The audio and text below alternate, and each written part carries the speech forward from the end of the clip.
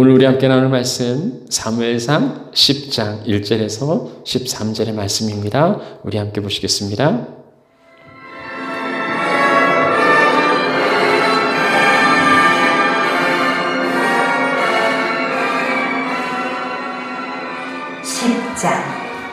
이에 사무엘이 기름병을 가져다가 사울의 머리에 붓고 입맞추며 이르되 여호와께서 내게 기름을 부으사 그의 기업의 지도자로 삼지 아니하셨느냐. 네가 오늘 나를 떠나가다가 베냐민 경계의 세사에 있는 라헬의 묘실 곁에서 두 사람을 만나리니 그들이 내게 이르기를 내가 찾으러 갔던 암나기들을 찾은지라. 내 아버지가 암나기들의 영년은 놓았으나 너희로 말미암아 걱정하여 이르되 내 아들을 위하여 어찌하리요 하더라 할 것이요. 네가 거기서 더 나아가서 다볼 상수리 나무에 이르면 거기서 하나님을 배우려고 베델로 올라가는 세 사람을 만나리니 한 사람은 염소 새끼 셋을 이끌었고 한 사람은 떡 세 덩이를 가졌고 한 사람은 포도주 한 가죽 부대를 가진 자라. 그들이 내게 문안하고 떡 두 덩이를 주겠고 너는 그의 손에서 받으리라. 그 후에 네가 하나님의 산에 이르리니 그곳에는 블레셋 사람들의 영문이 있느니라. 내가 그리로 가서 그 성읍으로 들어갈 때에 선지자의 무리가 산당에서부터 비파와 소고와 저와 수금을 앞세우고 예언하며 내려오는 것을 만날 것이요. 내게는 여호와의 영이 크게 임하리니 너도 그들과 함께 예언을 하고 변하여 새 사람이 되리라. 이 징조가 내게 임하거든 너는 기회를 따라 행하라. 하나님이 너와 함께 하시느니라. 너는 나보다 앞서 길갈로 내려가라. 내가 네게로 내려가서 번제와 화목제를 드리리니 내가 네게 가서 내가 행할 것을 가르칠 때까지 10일 동안 기다리라.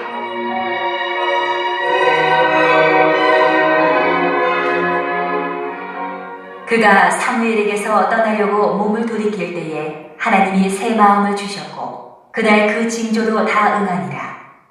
그들이 산에 이를 때에 선지자의 무리가 그를 영접하고 하나님의 영이 사울에게 크게 임함으로 그가 그들 중에서 예언을 하니 전에 사울을 알던 모든 사람들이 사울이 선지자들과 함께 예언함을 보고 서로 이르되 기스의 아들에게 무슨 일이 일어났느냐?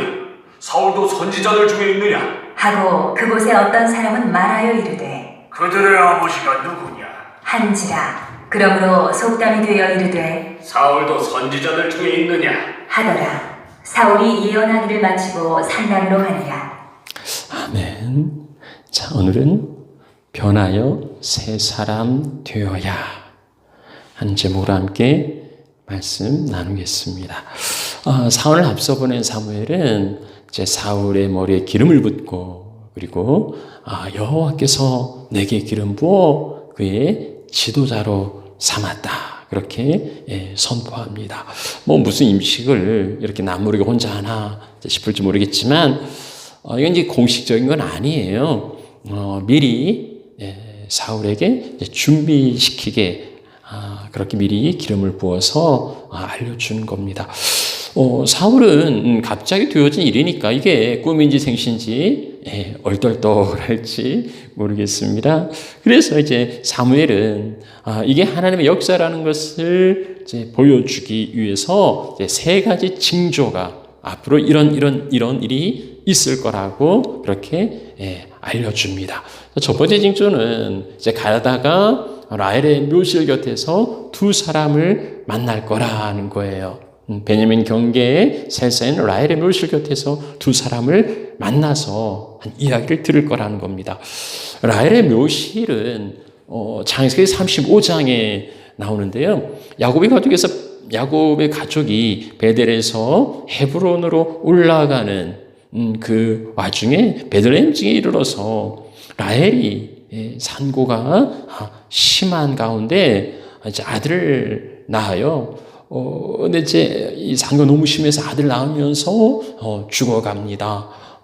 죽어가면서 라헬이 그 아들에게 붙인 이름이 베노니, 슬픔의 아들이라는 뜻인데, 야곱이 이제 그 이름을 바꾸어서 베냐민, 오른손의 아들이라 그렇게 이제 이름을 고쳐 지었죠. 바로 베냐민 지파의 그 이제 조상 상황입니다.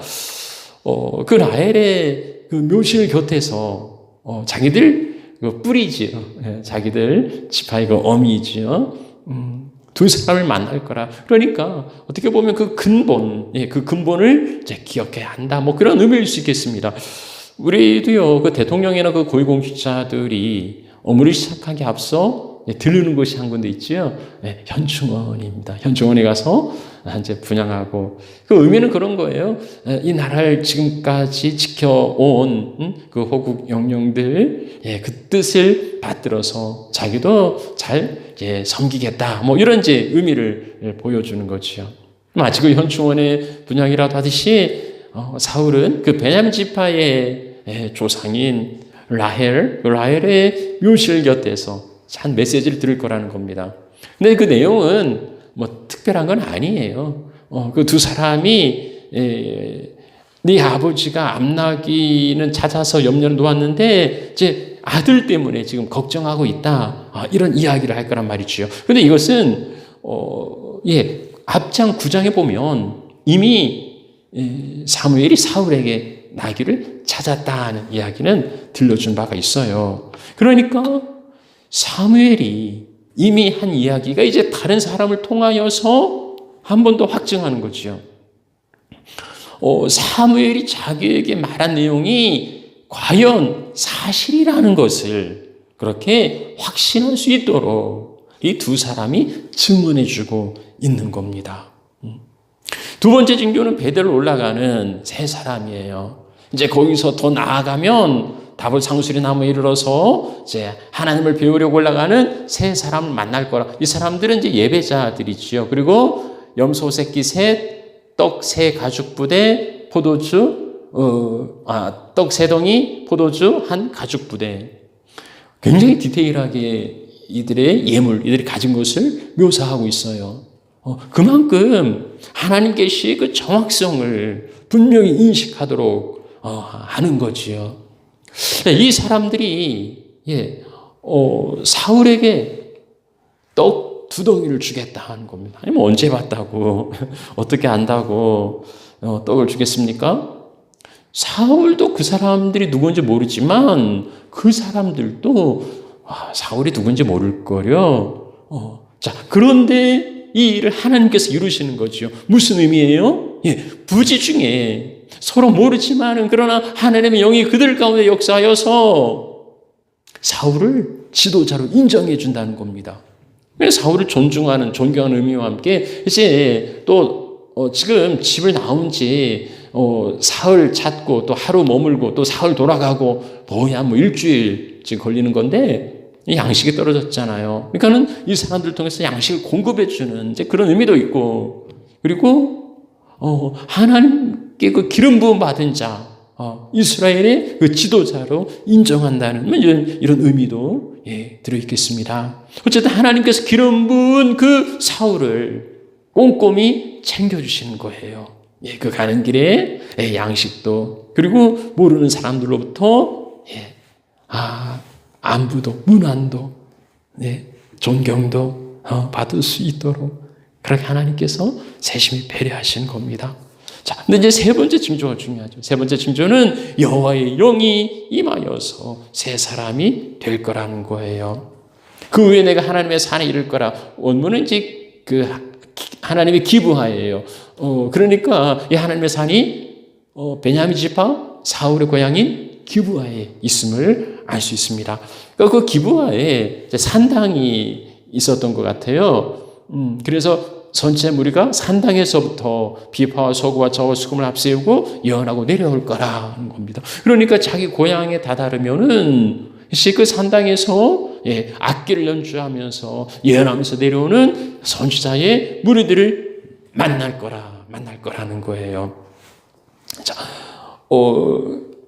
그러면은 바로 그때 너에게 여호와의 영이 크게 임하리라. 그래서 너도 그들과 함께 예언을 하고 변하여서 새 사람이 되리라. 이 6절 말씀은 굉장히 사울에게 있어 중요한 말씀이에요. 사울은 지금 이미 사무엘에게 기름 부음을 받았지요. 기름 부음을 받은 자입니다.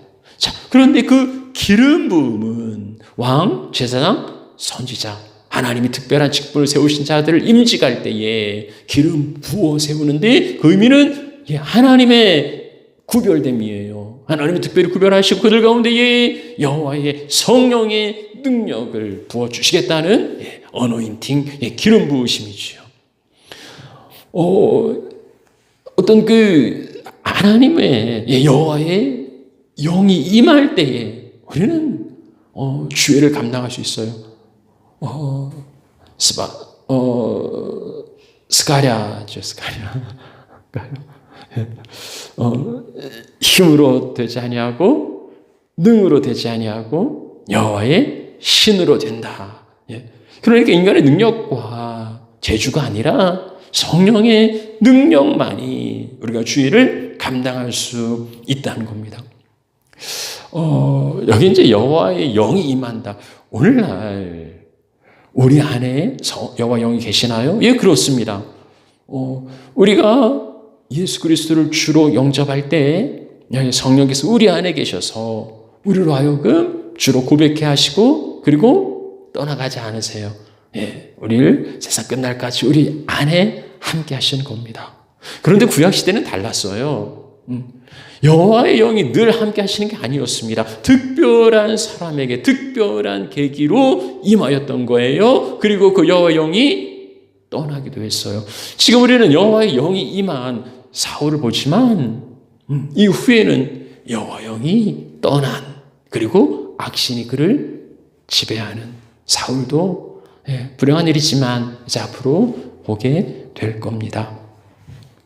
특별히 선택된 지도자에게 때와 필요에 따라서 여호와 영이 임하셨고 그것은 여호와께서 그를 택하셨다는 확증과 함께 그가 그 일을 감당할 수 있는 특별한 은사를 부어주시기 위해서였어요. 자, 여호와 영이 그에게 임할 때, 사울에게 임할 때 너도 예언을 하고 변하여 새 사람이 되리라. 성령이 임하면은요 예언을 하고 그리고 변하여 새 사람이 된다는 겁니다. 사도행전의 역사 가운데서는 성령이 임할 때 그들이 방언이 있었고요. 그리고 나아가 복음의 증인이 되었던 겁니다. 어떻게 보면 앞선 부분 예언이나 방언이나 이런 것은 가시적인 것이고 그 다음에 새 사람이 되거나 복음의 증인이 되거나 하는 것은 어떻게 보면 내면적인 것일 수 있어요. 그래서 성령의 역사를 눈에 보이는 부분에 치중하고 그래서 뭐 예언을 해야 된다든가 뭐 방언을 해야 된다든가 이런 것을 더 중요하게 여길 수 있는데 아니에요. 더 중요한 건 뭐예요? 새 사람이 되어서 주의를 감당하는 거지요. 복음의 증인이 되는 거지요. 그게 더 중요한 일이라는 겁니다. 사울에게 여호와 영이 임한 것은 예언이 아니에요. 뭐 예언을 하려고 여호와 영이 임한 게 아니고 그리고 여기 예언도 점쟁이처럼 앞으로 일어날 일을 말하는 게 아니에요. 하나님께서 그 가운데 맡겨진 하나님의 말씀을 선포하는 거지요. 하나님께서 그 마음을 감동하게 하실 때에 마음으로부터 우러나오는 그 여호와를 찬양하는, 여호와를 높이는, 여호와를 선포하는 그게 이제 여기에 나오는 예언이에요. 뭐 누구 특별한 사람을 향하여서 뭐 그 미래가 어떻게 될 거라 아니요, 그런 거 아니에요. 그렇게 오해하시면 안 되고요. 예언을 하고 중요한 포인트는 뒷부분에 있는 거예요. 변하여서 새 사람이 되리라. 이제 그는요 개인 사울이 아닙니다. 이스라엘 민족의 지도자예요. 그러면 개인에서 벗어나서 지도자로서 합당한 위치에 서야 되는 겁니다. 변하여 새 사람이 될 것이다 하는 거예요. 하나님으로부터 받은 소명을 분명히 깨닫고 그것을 이루기 위한 열망으로 가득하게 될 것이라는 겁니다. 하나님이 새로운 사명을 주셨는데 옛사람, 옛 모습으로는 그 일을 이루어갈 수 없어요. 그럼에도 불구하고 오늘 우리들 가운데는 이전의 세상의 지혜나 아니면 세상의 방법으로 주의 일을 감당하려고 하는 어리석은 시도들도 없지 않아요. 이전의 세상적인 지식과 원리, 세상의 질서와 가치, 그것으로 하나님의 나라를 이루어갈 수 없는 거예요. 세상의 권력으로, 세상의 물질로, 세상의 힘으로 하나님의 교회를 세워갈 수 없는 거예요. 그러므로 세상의 힘을 가지고 교회에 와서 하나님의 교회를 좌지우지하려는 이러한 허망한 사람들도 우리 가운데 있음을 보게 됩니다. 여러 사람들이 모이다 보니까 교회 안에서도 세상에 그 뛰어난 사람들이 있죠. 세상에 권세를 가지고, 세상에 권력을 가지고, 물질을 가지고, 세상에 지혜를 가진 사람들 많이 있습니다. 그러나 세상 지혜와 권력과 물질이로 하나님의 나라와 하나님의 교회를 세워갈 수 없어요. 변하여 새 사람 되어야 주의 일을 감당할 수 있는 겁니다. 교회는 어떤 그런 전문성으로 세워지는 게 아니고 변하여 새 사람 되고 성령의 능력으로 세워져 가는 거예요. 거룩하게 성화되고 하나님의 마음으로, 하나님의 관점으로 새롭게 바라볼 때에 그 안목을 가질, 그 믿음의 시선을 가질 때에 비로소 그 가진 것들이 변하여서 새롭게 쓰임받게 될 것입니다. 옛사람 사울이 아니고 이제는 이스라엘 민족의 지도자로서 성령이 임하여 그가 변하여 새 사람이 될 거라, 그렇게 말씀하고 있습니다. 그게 징조예요. 이제 그게 앞으로 이루어질 거라 하는 겁니다.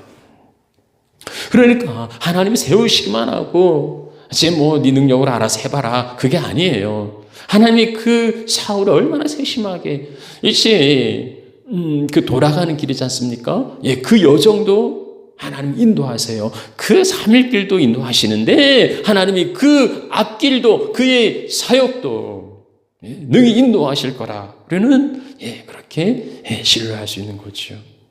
자, 이제 사무엘이 세 가지 징조를 이야기하고요. 이 징조가 내게 임하거든. 임할 때에 이제 그렇게 해석하는 게 낫겠죠. 너는 기회를 따라 행하라. 기회를 따라 행하라. 이 말은 네 능력이 되는 대로 최선을 다하라는 거예요. 최선을 다하라는 거예요. 하나님이 주신 징조니까 이런 세 가지 징조들이 이루어지는데 하나님이 다 예배해 놓으시고 하나님이 이루어 가시는데 그렇게 방관하지 말고, 그렇게 강 건너 불구경하듯이 그렇게 무관심하지 말고 최선을 다하여서 능동적으로 반응하라는 겁니다. 자, 그런데요, 기회를 따라 행하라는 게 그런 의미인데 뒤에 한 말씀이 붙어요. 하나님이 너와 함께 하신다.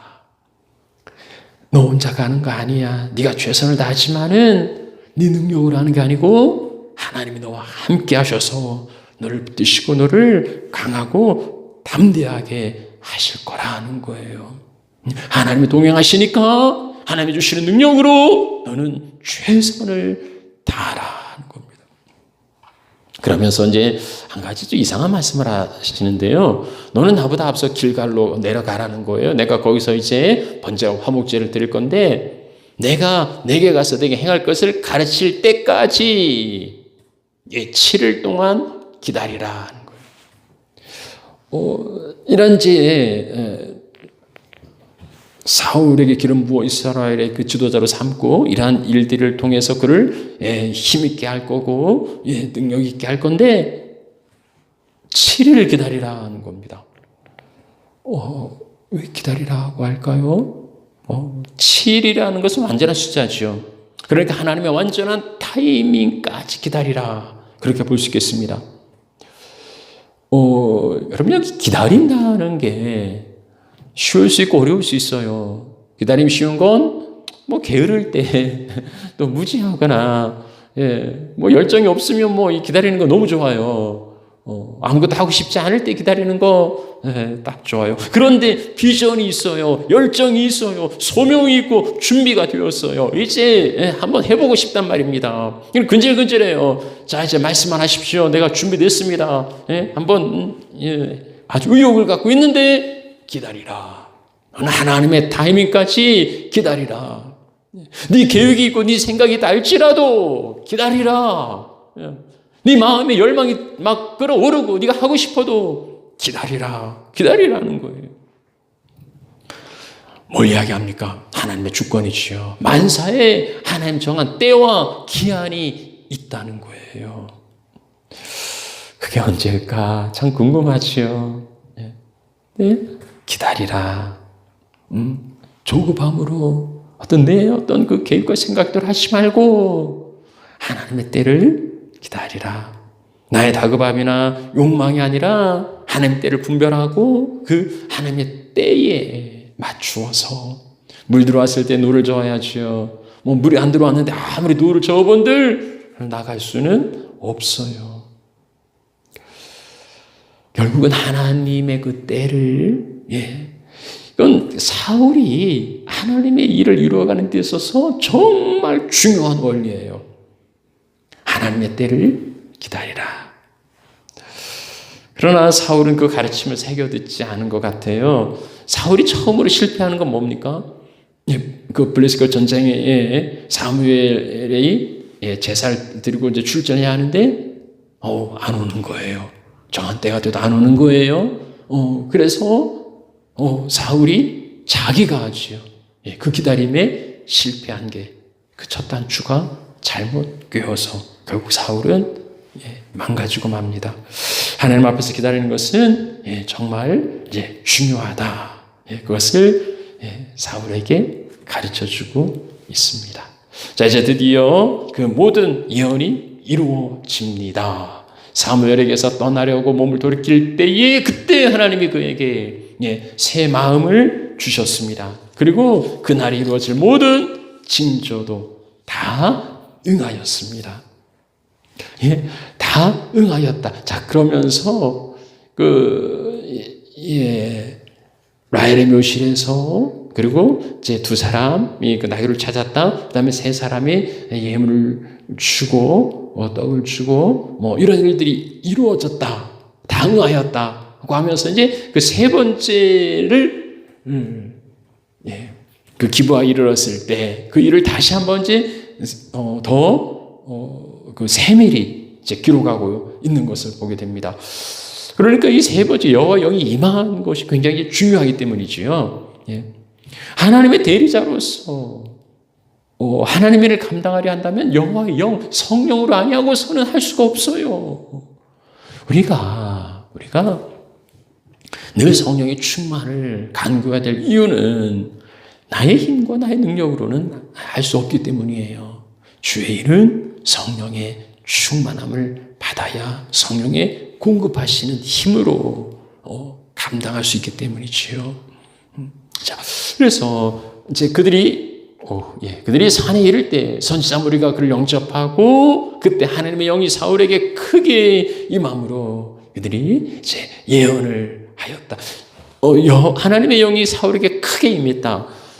그 강권적으로 좀 더 그 원문의 의미는 하나님의 신의 그를 강력하게 눌렀다. 이제 그런 하나님께서 그를 항복시켰다. 뭐 이런 의미로 볼 수도 있겠습니다. 그러니까 성령의 능력이 완전히 사로잡힌 것을 의미하는 거예요.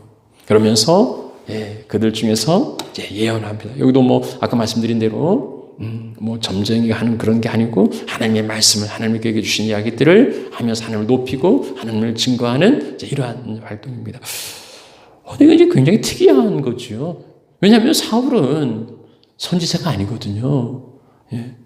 그러니까 전에 사울을 알던 모든 사람들, 뭐 사울의 그 막역한 친구들, 아니면 그 고향 사람들, 뭐 사울을 어릴 때부터 봐왔던 이런 이제 사람들이 그 예언하는 사울을 보고서 서로 이야기하는 거예요. 아니, 저 기스의 아들에게 무슨 일이 일어난 거지? 사울도 선지자들 중에 있었나?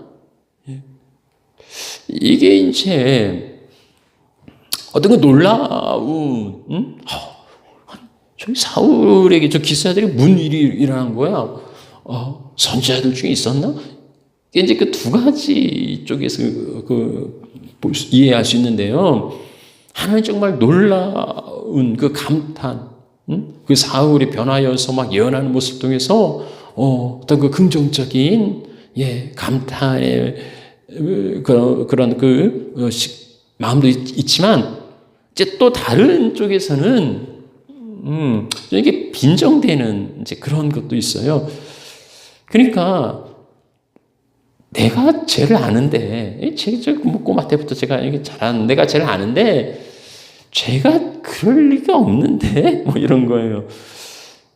저런 사람이 아는데, 뭐 갑자기 제가 미쳤나? 돌았나? 뭐, 이런 이야기.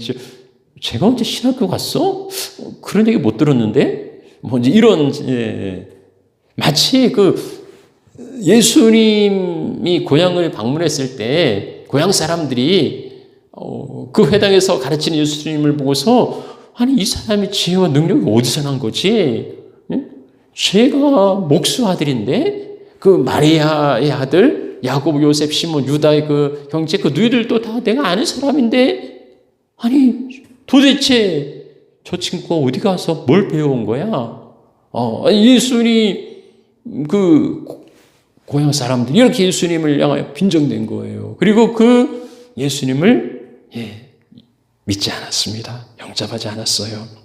그래서 예수님이 선지자가 고향에서는 환대받은 일이 없다 하시고 고향을 떠나셨죠. 이런 일들을 보면서요, 우리가 남이가 하면서 막 지연 혈연으로 얽매이는 것도 마땅치 않지만, 그러나 일상적 어떤 그 평범함으로 참된 가치를 발견하지 못하고 그 권위를 인정하지 못하는 거, 예수님 고향 사람들인데, 어떻게 보면 예수님도 참 그 애착을 가지시고 고향을 사랑하셔서 들어가셔서 말씀 전하셨는데, 야, 내가 죄를 아는데 제 퀄리티부터 봤는데, 아이고 참, 이런 거라면 너무 그 진주를 모르는 거 아닙니까? 등잔 밑이 어둡다는 말이 있어요. 우리 너무 가까이 있기 때문에 그 참된 가치를, 진정한 가치를 발견하지 못할 때가 종종 있습니다. 가까이는 그렇지요. 가정의 아내나 남편이나 뭐 자녀나 부모가 얼마나 귀한지 우리는 잘 알지 못해요. 그래서 함부로 대할 때도 있는 것 같아요. 정말 귀한데 너무 가까이 있다 보니까 그냥 일상으로 지나치는 그런 경우들이 많이 있는 거죠. 교회도 마찬가지 아닐까 싶어요. 우리 교회보다 뭐 다른 교회가 더 좋아 보이고, 다른 목회자가 더 좋아 보이고, 이러한 일들이 있을 수 있죠. 이번 코로나 사태로 인하여서 그 기독교인들의 그 온라인 수평이동, 온라인 유목 생활이 가속화된다 이런 기사를 본 적이 있어요. 한국 기독교 목회자협의회와 기독교 언론 포럼이 그 설문조사를 했답니다. 요 그림인데요. 2월 24일과 25일에 교회 출석하는 사람 500명을 대상으로 설문조사를 했는데요. 이게 이제 뭐 2월 달이니까 그 코로나 이제 초창기에 이렇게 퍼져가고 뭐 교회 문을 닫니 뭐 많이 이런 시점이에요. 2월 23일 날 주일 예배에 참석했는가 43%예요. 그러니까 반절 이상은 참석하지 않았어요. 자, 그런데 그 반절 이상이 참석하지 않았는데 그러면 예배는 안 왔지만 예배는 드렸냐라는 질문에 60%는 드렸다. 40%는 뭐 안 드렸다. 자, 그런데 그 60% 중에서 그럼 어디에서 예배 드렸냐? 57% 한 반절 넘게는 자기 교회 출석하는 교회 온라인 동영상으로 했는데요. 나머지는 한 22%는 그냥 자기들끼리 가족끼리 그냥 가족 예배했다. 15%는 남의 교회 온라인 동영상 했다. 그리고 12%는 그냥 나 혼자서 했다. 그러니까 뭐 한 43%지요. 그 절반 가까운 사람들이 자기 교회, 자기가 속한 교회에서 온라인 예배를 한 게 아니었던 거지요.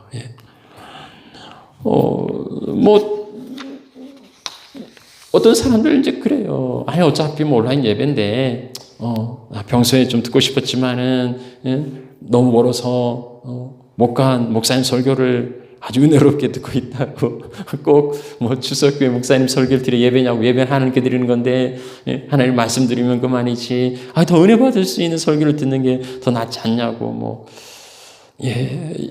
이제 과거에 그 대형 교회들이 막 그 셔틀버스를 돌려서 다 이렇게 휩쓸어 왔는데요. 이제 지금은 유튜브가 또 이런 그 수평 이동에 이제 그 어떤 그 방법이 되고 있다. 그런 이야기예요. 뭐 이전부터 이제 이런 조짐이 있었는데 이번 이제 코로나 사태로 인하여서 이게 걷잡을 수 없는 이렇게 트렌드, 그런 경향이 되었다. 시대의 흐름이 그렇다고 해서 우리가 그 시대를 쫓아가야 되겠습니까? 아니죠. 그리스도인들이 시대를 쫓아가는 게 아니라 시대를 만들어 가야지요. 그리스도인들은 남들이 하는 대로 가는 게 아니고 하나님의 말씀이 인도하는 대로, 말씀이 이끄는 대로 말씀에 따라서 가야 하는 거죠. 너희는 시대를 본받지 말고 세상에 어떻게 가든지 하나님의 말씀만을 추구하고 나아가야 하겠습니다. 어쨌든 뭐 멀리 가 아니라 가까이 있는 사람들, 예수님 고향 사람들이 예수님의 그 가치를 발견했더라면 사울이 변화하여 새 사람이 되고 예언을 하는데 그것을 뭐 조금 이렇게 빈정대고 그런 시선으로 보는 게 아니고 자기 아는 사람이 저렇게 성령에 충만해서 변화의 새 사람 되었는데 지지하고 격려하고 기대해야 될 게 아니겠습니까? 자, 그런데 어쨌든 이 일이 이제 굉장히 아주 놀라운 일이었습니다. 그래서 도대체 그들의 아버지가 누가, 여기 이제 기스를 말하는 게 아니고 영적인 나비, 그러니까 누가 사울에게 저렇게 가르쳤나 뭐 이런 거예요. 그러면서 이제 속담이 되었는데 사울도 선지자들 중에 있느냐. 이게 뭐냐면 사울이 굉장히 눈에 띄게 드러날 정도로 막 그 급작스럽게 변화됐잖아요. 이제 이렇게 누군가가 이전 생활과 다르게 그 판이하게 막 마치 다른 사람이 된 것처럼 이렇게 달라지면 이게 그 속담이에요. 사울도 선지자들 중에 있느냐? 그 사람도 선지자들 중에 있느냐? 하고 이제 묻는 게 이게 속담이었다. 이 말씀 우리 가운데도 그대로 적용할 수 있으면 좋겠어요. 누구도 선지자들 중에, 이기영도 선지자들 중에 있느냐? 그만큼 변화되었다는 거지요. 이전의 모습과 다르게 180도 달라졌다는 거지요. 이게 어떻게 가능합니까? 어떻게 가능하냐고요? 여호와 영이 임할 때 가능하죠. 성령이 임할 때 가능하죠. 하나님의 그를 붙들 때 가능하죠. 그래서 우리가 하나님께 붙들마 되고 성령의 충만함을 받을 때에 우리도 사울이 달라진 것처럼 그렇게 변하여서 새 사람이 될 수 있다는 거예요. 하나님은 어느 인생이든지 능히 그렇게 변화시킬 수 있습니다. 자, 사울이 예언하기를 마치고 산당으로 가니라. 하나님께 찬양하고 감사하기 위하여 예배의 저수로 나아갑니다. 이제 이후의 말씀을 보면 이제 기름 그 제비 뽑기를 통해서 이제 사울을 왕으로 선출하고 그런 이제 기사들이 쭉 이어지게 될 겁니다. 오늘 말씀 마무리하죠. 사무엘인 그 사울에게 기름 부음이 하나님의 역사라는 걸 보여주기 위하여서 이제 세 가지 징조가 있을 거라고 했는데요. 그대로 다 이루어졌습니다. 근데 특별히 마지막 세 번째, 여호와 영이 임하여서 새 사람 되리라. 새 사람 되리라. 이것은요, 우리가 주의를 감당을 할 때에 세상적인 지혜와 세상의 방법으로 감당할 수 있는 거 아니에요. 철저히 변화되어야 됩니다. 새 사람 되어야 되지요. 그 새 사람이 될 수 있는 것은 여호와 영이 임할 때예요. 여호와 영이 임할 때. 그래서 여호와 영이 임하여서 우리 가운데 성령으로 충만하고 하나님의 마음과 하나님의 관점으로 새롭게 바라볼 때에 주의를 빌어서 감당할 수 있을 겁니다. 사무엘은 사울에게 기회를 따라 행하라 하고요, 7일을 기다리라고 말합니다. 하나님 주신 징조가 이루어지는데 거기를 최선을 다하여서 능동적으로 그렇게 기회를 잡으라는 거고요. 기다리라. 하나님의 타이밍에 맞추라는 겁니다. 내 욕망과 내 열정과 내 생각대로가 아니라 하나님의 때를, 하나님의 타이밍을 분별하고 엎드려서 기다리는 게 중요하다는 거예요. 여호와의 영이 임하여 사울이 선지자 생길까 예언할 때 사람들이 말했습니다. 사울도 선지자들 중에 있느냐? 이게 지금 좀 뭐예요? 그 빈정대고 좀 조롱하는 투로 이야기하는 사람들도 있었어요. 근데 변화여서 이렇게 막 사울이 여호와 영이 충만해서 막 예언하는데 그걸 그렇게 빈정대고 뭐 내가 제일 하는데 제가 무슨 이러지 말아야 된다는 겁니다. 예. 너무 가까워서 정말 그 찾는 가치를 모르는 거 아닌가? 그게 너무 가까운 사람들 너무 쉽게 대하는 거 아닌가? 예, 너무 우리 가까이 있는 교회나 사람들 그렇게 대하는 건 아닌지 살펴보고요. 그래 이게 이제 그 속담이 너무 급격히 변화된 사람들, 하나님께서 변화시킬 수 있어요. 사울을 변화시킨 하나님은 우리도 그렇게 변화시킬 수 있다. 언제요? 여호와 영이 임할 때, 성령의 충만할 때. 오늘 우리에게도 그러한 변화가 일어나시기를 축복합니다. 우리 함께 찬양 드리겠습니다.